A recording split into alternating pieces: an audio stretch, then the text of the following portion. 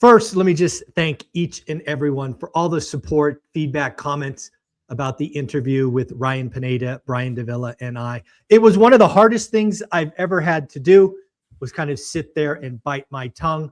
I thought the discussion was going to be about what should we be doing in 2026, but it quickly pivoted to basically the idea that rentals don't work. It was a very difficult session, 2-hour session to sit through. I drove home going, that was horrible. That was terrible. But I am getting great feedback from the audience. So, hey, I guess it was worth doing.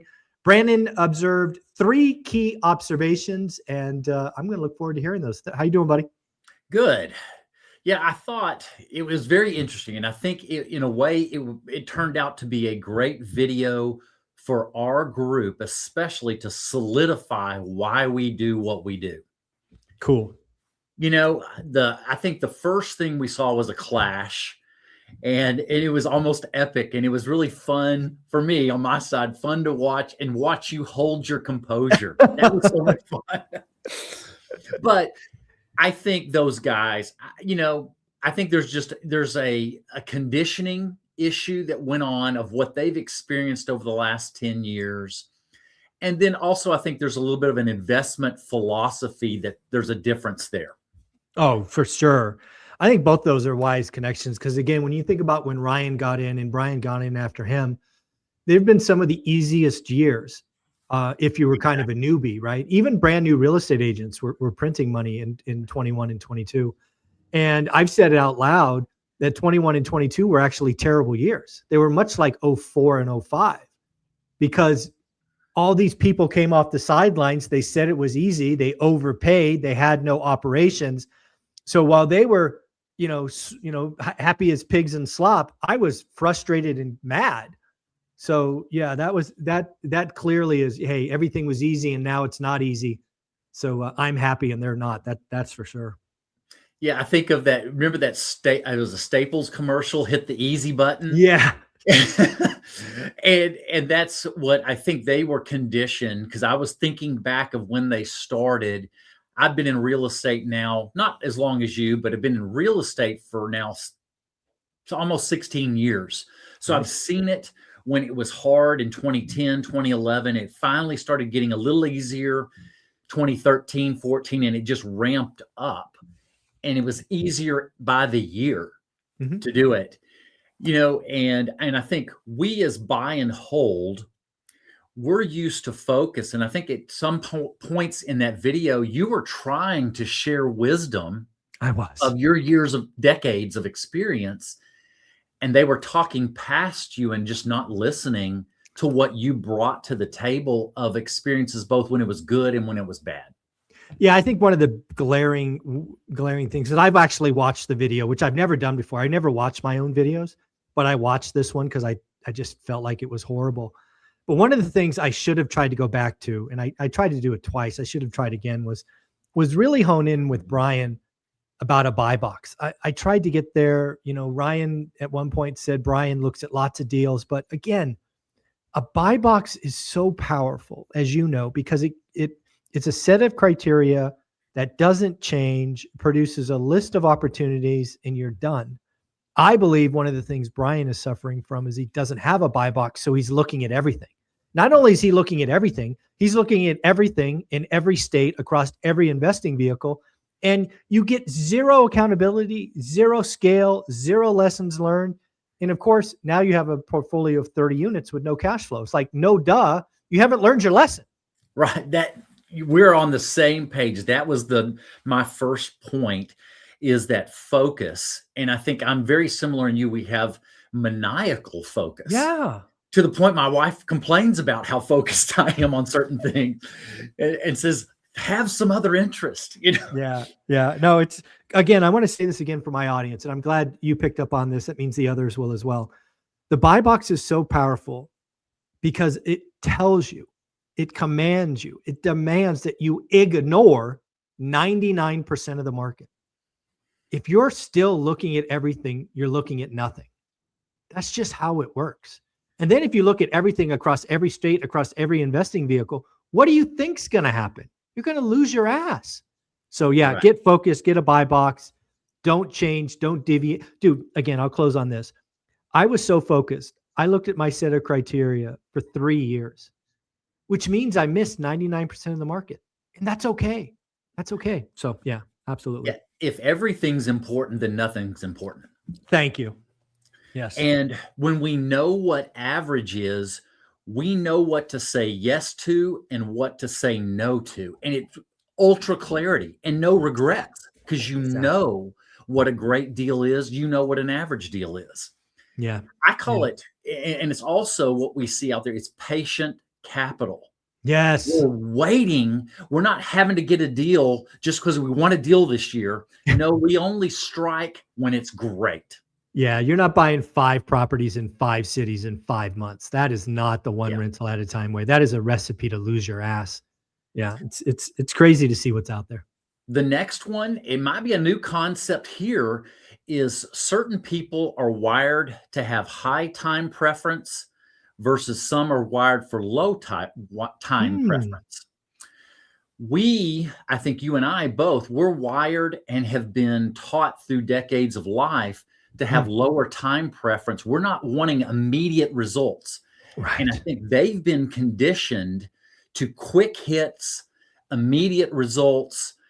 It's phenomenal day one, and they get frustrated with delayed gratification.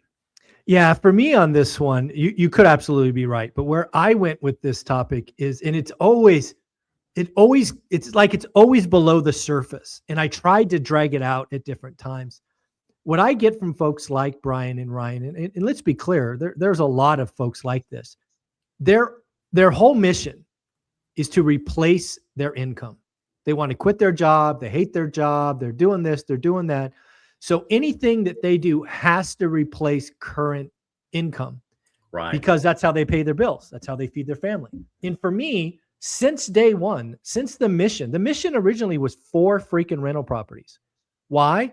Because I wanted to be wealthy at 65. We just have a different time horizon, delayed gratification. We're not worried about income. Again, I look at your job for most of us as the key to your financial future. They clearly look at a job as a prison, right? You try to give both of those guys a job, they would freaking lose their mind. Right. So they're wired to be entrepreneurs, not good or bad, just different. But yeah, it's always below the surface. It's like, no, you got to replace your income. I'm like, no, I don't got to replace my income. At least not in 7 seconds, maybe in 7 years. I wonder, because they do a lot of wholesaling and flipping, their brain gets wired to that immediate sugar high, that immediate benefit. I just wonder if there's some conditioning there. Probably. I mean, certainly. I mean, if you're getting wires, 7-8 times a month, it's pretty addicting, I would imagine. Never done it myself. But I think that's just the entrepreneur's mindset, right? I don't know any entrepreneurs. And again, I want to be, and I don't know many. So again, my sample size is hundreds, not thousands. But when I talk to entrepreneurs, it's always about income. It's not about wealth. And that's the thing with one rental at a time. That's why I call our community everyday wealth builders, because we're just playing a different game. Yeah. A lot of entrepreneurs focus on the profit, the income and expense statement. People that are playing a longer game, they're focusing just as much on the balance sheet. Amen. And the statement of cash flow. Correct. That's that long game. I love that. Love that. All right. That's 2. What do you got for number 3? That's 2. Third one, and this kind of ties together on this, is, and I've mentioned this even in our school group, they're focused on extraction, selling for a profit, versus compounding. Yes. We're focused on the compounding effect. And I do believe those choices reverberate through the decades. We're building wealth with compounding. They're building wealth with extraction, quick profits. And that's what they're natural where they want to be. Yeah, there is. I mean, when you do it with a bunch of chunk money, again, it's not really wealth. It's income. It's taxed at the highest rate. It doesn't allow for, again, what is the secret to wealth? The third step? Time. It's all about time. I don't care how you choose to get wealthy. I really don't. But if you become elite at something and you have disposable or discretionary income that becomes the seed for that asset and you hold for a decade, your chances of being wealthy are awesome. And let's also be clear. Mike Zuber, cannot help you replace your income. It's not what I do, right? If you want to do that my way, it takes 15 years, right? If you want to do it with YouTube and all this other stuff, it takes 15,000 videos. Nobody's going to do what I did. But again, I wasn't trying to replace my income. It happened by accident. Yeah. I share this too when I teach the kids. I don't want to be rich. I want to be wealthy. Yes. I want to be wealthy. Yeah, there's rich is money coming in today. Wealthy is money coming in for decades. Yeah, I've never shared this, and in fact, it just popped in my head. Rich is about the top line number. Mm-hmm. Wealth is simply the top line being bigger than expenses. That's wealthy. I mean, for example, our good friend Dion, he has spent the last 90 days in Thailand. And he let me know offline, and I hope he probably wouldn't be upset that I shared this. At least I don't think so. His property account is up 40 grand. So think about that. He and his fiance have lived in a foreign country for 3 months in some of the nicest hotels around. And his real estate account is up 40 grand. That's wealthy. That's wealthy. And again, let's be clear. Dion's wealthy on 18 freaking units, not 180, not 1,800. On 18. That's doing it the right way.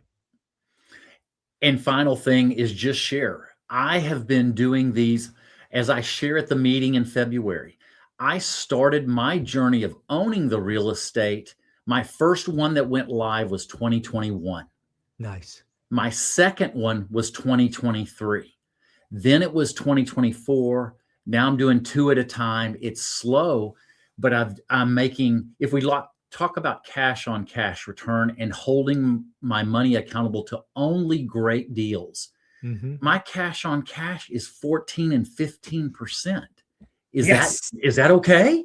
Yeah, that's okay. That means your money is doubling less than every 6 years. That's a good thing. But I'm not going to force it. And I'm only 4.5 years in. My 5th year does not start till July. I cannot wait to see what you're doing at year 10. It's going to be fun. I'm finding good deals. I'm patient. I'm learning where good deals are and not pulling the trigger on average or okay deals. I'm waiting. That is the magic. And that's why I wanted the conversation to be about 2026. Because what is 2026 in Mike Zuber's opinion? It's the year for the grinders and the operators to win. That's right. Because all the pretenders are gone. They're bankrupt. They're being baristas. They're gone. All the fake money and fraud is gone. So now what do? We learn our market. We're maniacally focused. We write hundreds of offers. They're all great deals. And then we negotiate and we strike when we find one. There will be more motivated sellers in 2026 than 22, than 23, than 24, than 25. And we should be smiling ear to ear about the opportunity coming. I agree. And I think patience, focus, and learning compounds too, not just money. Amen. So that's a big one to me. That's why the buy box is so powerful. And it's why I think Brian and others like him struggle, is because they don't give that compounding time. It's like, oh, I'm going to do long-term rentals. Oh, I'm going to do short-term rentals. Oh, I'm going to do Section 8. Oh, I'm going to do out of state. I'm like, every time you make that change, you go back to zero. So no, you're not 10 years in the business. You're 3 years in the business 4 times, and you always go back to zero. It's like, what are you doing? I'll give you one I always use, and I think this might apply to him because he does a different strategy probably every year. He says, I've got 10 years in the business, and I want to say, no, you've got 1 year 10 times over. Exactly. Yes.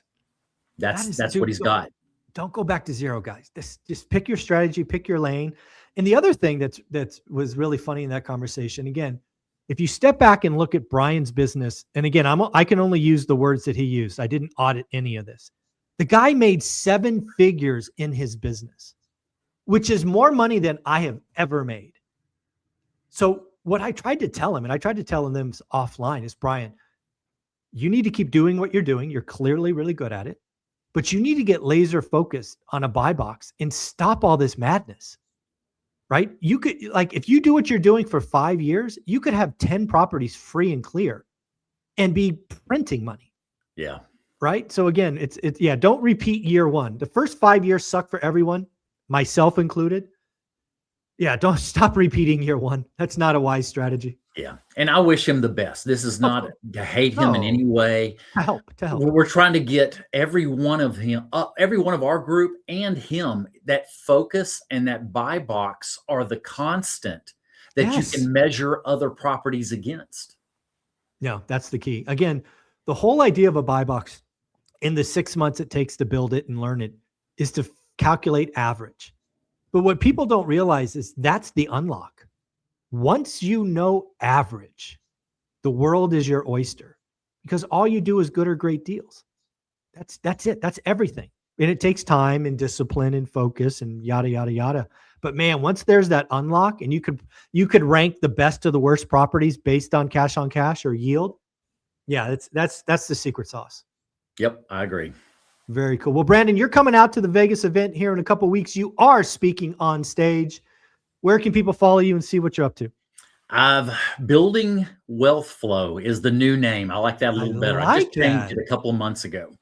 Building Wealth Flow. Ooh, I approve. I like that. And then I love it. I think I shared that with you. We're calling it the ORAT Family Reunion because it is. We come out, we all interact online a lot, but it's like a family reunion where we get together face to face, and it's a lot of fun. It's pretty amazing. You're amazing, buddy. Thank you for coming out. We'll see you in a couple of weeks. Thank you.